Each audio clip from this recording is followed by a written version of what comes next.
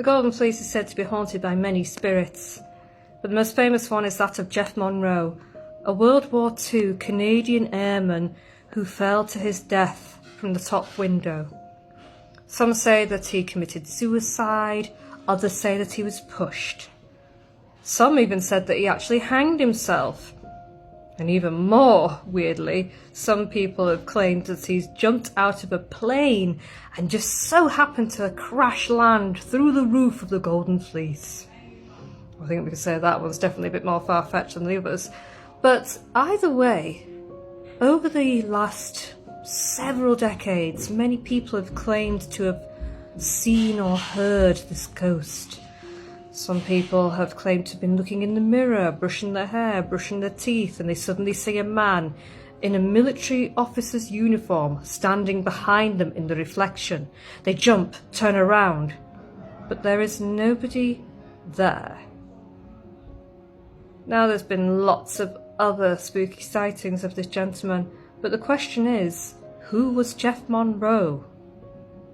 Now, after extensive research from myself and others in the ghost hunting community, we can all now confirm that Geoff Monroe, a World War II Canadian airman, did not exist.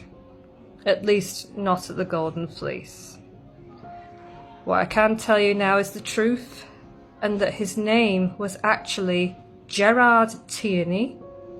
He was 35 years old and he came from Hayleys in Oldham, Lancashire. He was based at Marston Moor, and on the 4th of August 1944 he checked into what was now, then known as the Golden Fleece Hotel. They checked in and enjoyed a good night's drink, and then they all went to bed, and he was sharing a room with one of his friends called Sergeant Carthy, and in the morning Sergeant Carthy would get out of bed and discover that his roommate was missing. And it turned out that at some point in the night, Gerard had indeed accidentally fallen out of the window. On the coroner's report and in the newspapers, it states that he fell from the top window of a room and he plummeted 19 feet 8 inches through a skylight and landed on the ground below.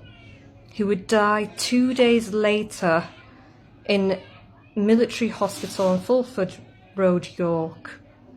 His official death was from a dislocated spine or broken back. The other sadness is that he left behind a wife called Doris, whom he'd only been married to for 10 weeks. And so there you have it. Geoff Monroe did not exist, but Gerard Tierney does.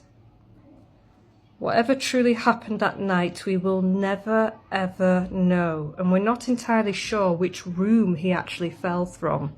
It is entirely possible it is from the Minster Suite, where people have claimed to have seen him, but it's also possible that it was in Lady Peckett's room, or even maybe the landlord's quarters. Because, of course, the layout was slightly different back in 1944. We've spoken with various previous landladies and landlords about this, and some only have very vague memories of having a room that was blocked off at one point and there was bars across the window, but they honestly cannot remember which room that was. So again, I cannot tell you if it was the landlord section that was once used as part of the hotel, or if it was the famous Minster Suite, or Lady Peckett's.